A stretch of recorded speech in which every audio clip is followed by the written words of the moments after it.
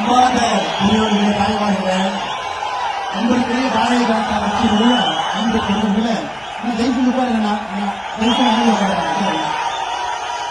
நம்முடைய தென் தமிழகத்துல 5 பாராளுமன்றத்தில் ஜெயிச்சு அமைதியாக குழுப்பு கூட்டம் ஜெயிச்சு அமைதியாக தென் தமிழகத்தினுடைய 5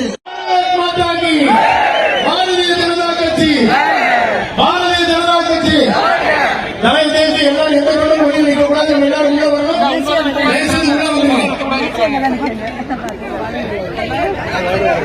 அடுத்தபடியாக தர்ம போராளி மதிப்பிற்குரிய திரு சத்யராஜா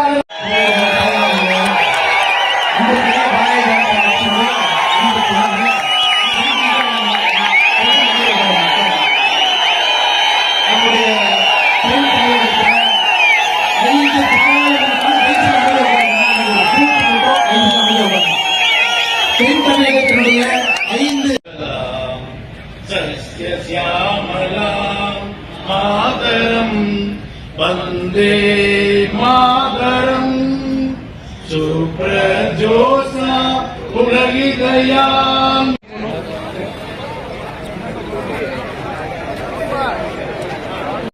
ஆட்சியில் அமர வைக்க வேண்டிய பொறுப்பு நாம் எல்லோருக்கும் இருக்கிறது. அதனால் உத்வேகத்தோடு இந்த பொறுப்பை எடுத்துக்கொண்டு நீங்கள் இல்லத்திற்கு செல்ல வேண்டும் என்பதற்காக இந்த மாநாடு நடத்தப்பட்டது.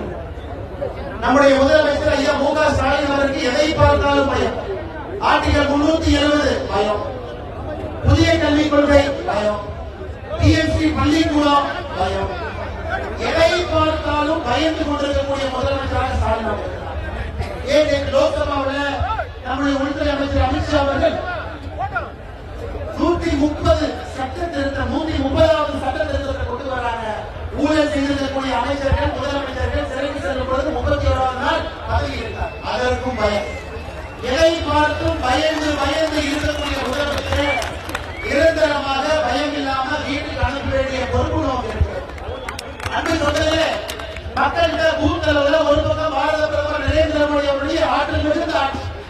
நீங்க யோசிச்சு பாருங்க, தமிழர்களுக்கு எவ்வளவு பெருமை, தொடர்ச்சியாக தமிழ் மக்களுக்கு எவ்வளவு பெருமைகளை கொடுக்கப்படுகிறது. பாராளுமன்றத்தில் செய்தியோட ஆரம்பித்து தொடர்ச்சியாக பேசணும். திருக்குறளை உலகம் முழுவதும் எடுத்துச் செல்வதிலிருந்து கடைசியாக சில நாட்கள்